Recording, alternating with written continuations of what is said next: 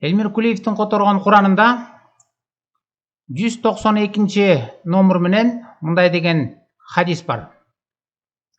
Передают, что Абу Килаба рассказывал со слов Анаса Малика, что однажды к посланнику Аллаха приехала группа людей из Укала или из Урейны. От долгого пребывания в Медине у них разболелись животы, и посланник Аллаха велел им остановиться у пастуха молочных верблюдец, которые вскоре должны были родить, чтобы они могли пить их мочу и молоко.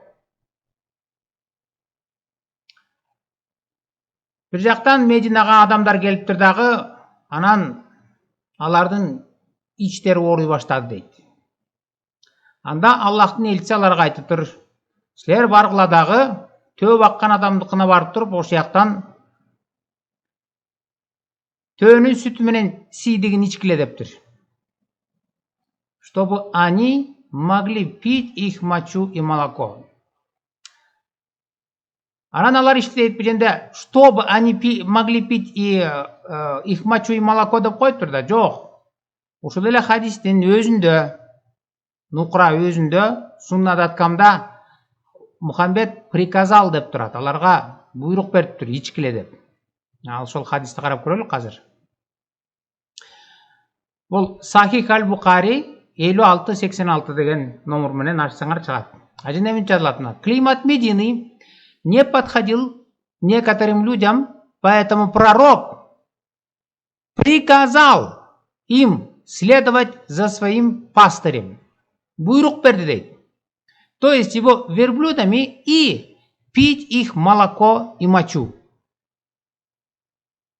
Төөнүн сүтү менен сийдигин ичкиле деп Мухаммед буйрук бериптир ал адамдарга. Анан алар ичти дейт. Мухаммед мындан 14 кылым мурун эмнени айтса, адамдардын белгилүү бир бөлүктөрү сөзсүз ошону аткарып келатат. Эмнени айтса ошол бойдон. Жада калса, төөнүн сийдигин иштесе ошону да аткарып келатат. Ал тургай ал болушунча тарап атат. Башка жактарга дагы, башка элдерге. Мисалы, ислам илгертен бери терең тамырын жайган элдерде, кылымдардан бери исламга терең чыланып келаткан адамдарда, элдерде. Бул кадыресе көрүнүш. Мына биз аны YouTube'га кирсеңер көрөсүңөр, аны бизге дагы жайылта баштады. Орусча эле YouTube'га кирип туруп орусча жазсаңар, верблюжья моча десеңер чыгат, монун баарысын көрүп чыксаңар болот өзүңөр эле. Бирөөнү эле көрүп көрөлүчү азыр. Бул агитация жүргүзүп атат, ичкиле деп, анан ичип атат элдер. The milk and the urine. هسه شوف انا اصلا بقول لا جيب سريع حليب شوف هسه هذا شوف انا حليب شفتوه بعيونكم هسه اشربها شفاء للبيض شوف اللهم صل على محمد وعلى محمد شوف تعال شوف هذا يقول تعال حبيبي الغالي شوف يقول شوف هذا يقول وربي محمد جاب تعال شوف الله اكبر الله اكبر هذا من احسن علاج شفاء شوف هذا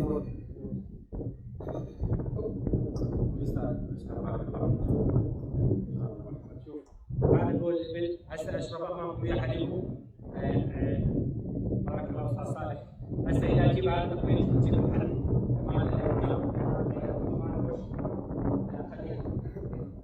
هذا يقول شفتوا مباشر بارك الله فيك تعبنا السلام عليكم شوف قلاص حليب البقر مع البول بوش بارك الله عفوا يا الله ما حد يشوف خلطنا شفتوا بعينكم هسه اشربها يم الجمل الشيخ صالح العالمي معي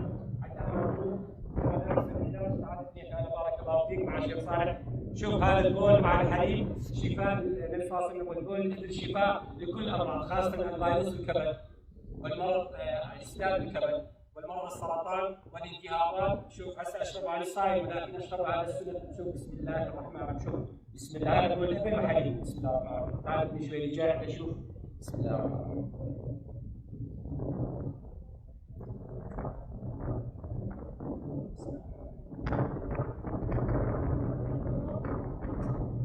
الحمد لله الذي سقانا وجعلنا من المسلمين وهذا هو سنة النبي صلى الله عليه يلا. Қандай қарайсыңар? Мұхаммед емнен айтса мұндан 14 жыл мұрын, ошонун барысын аткарышат. Жихадқа бар десе жихадқа барат. Көп аял ал десе көп аял алат.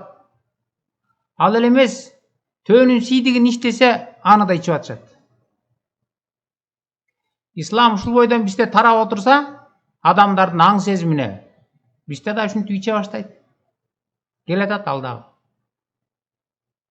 Мунусу сүт катыктап ичип атат. Башкасын карап көргүлөчү, бул нак талай өзүн ичет экен. Бул англисче жазылган, англисче жазса чыгат.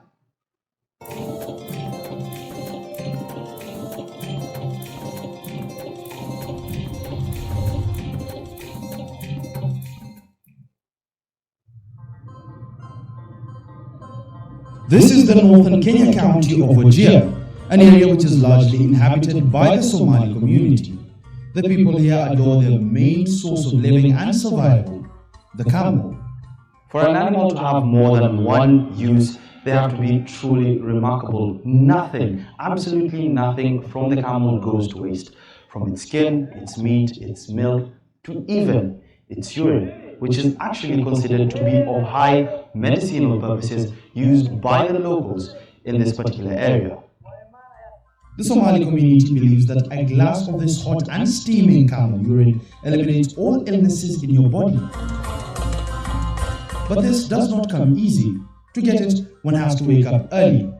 This is because to survive the harsh desert conditions, camels retain much of the water they take and only pass urine twice a day. أنا كرة تميت يا أكرة كتير وكذا وقت يجينا هيتي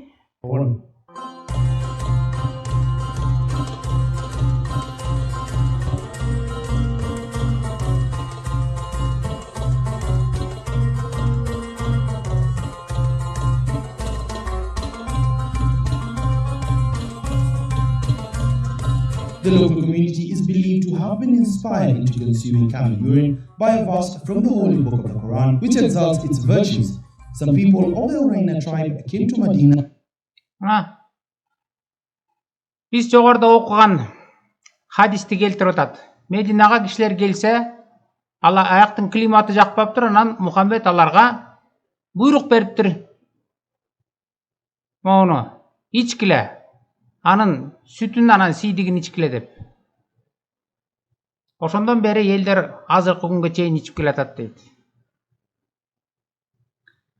Силерге берсе ушуну ичет белиңер.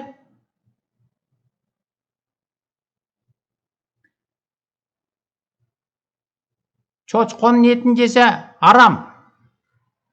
Зато төөнүн сийдиги халал. Ушуну кантип ичүүгө болот? Бирок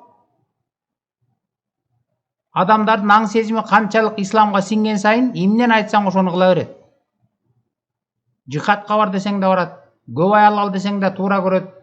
Ал эле эмес, төөнүн сейдигин ич десе дагы, ошону ичет. Анткени пайгамбар айткан ичиш керек. Ойлонуп көргүлөчү, ушул туурабы?